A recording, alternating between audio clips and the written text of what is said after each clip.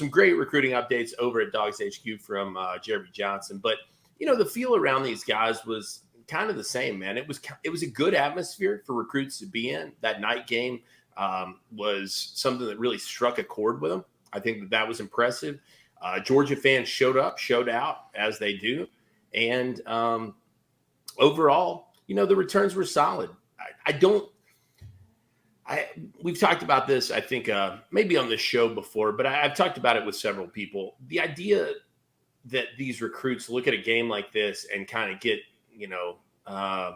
nervous or something of that nature just doesn't fly. It doesn't play because they play the game. They play teams like this. Buford plays the UT Martins of the world at some point, in their own conference. So they're able to look at it a lot more objectively than fans are.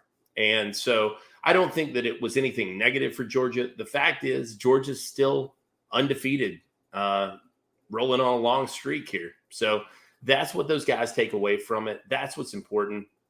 But, it was a great list out there. Dylan Raiola in town. And you have to think that he probably felt good about what he saw out there in terms of, maybe I could put myself in the mix for this quarterback job. I don't, that's the confidence that comes with playing that position, though, right? I mean, he's a guy who's going to come in, number one quarterback in America. He's going to feel that way, certainly. And like I said, if you're one of these guys watching this who came into town, you're probably seeing a lot of opportunity from Georgia, in my mind. A lot of young guys played, which was expected, but several of them played early and often, and several of them played comparable snaps to, veteran guys or played over veteran guys in some instances. That was what was impressive to me, and that's the kind of thing I think will continue to play with these young guys moving forward. Georgia has done a really good job of selling itself on the idea of best man up, and that's been true prior to the national championships and throughout the national championship runs. And that's something that a lot of guys really value and take very seriously. And Georgia put it on display once again last night. So I thought that it was a good showing for them in front of what was a really good group. Zion Grady with some really nice remarks to Jeremy as well. A 4-star edge for next year in 2025. Zion Lawson, a guy to know moving forward. No, I'm sorry, it wasn't Zion. But it's you've got a number of guys out there who came to this game. It was Zion Lawson. I'm sorry. I thought getting Zion Grady and Zion Lawson. I thought I'd had too many Zions in the kitchen.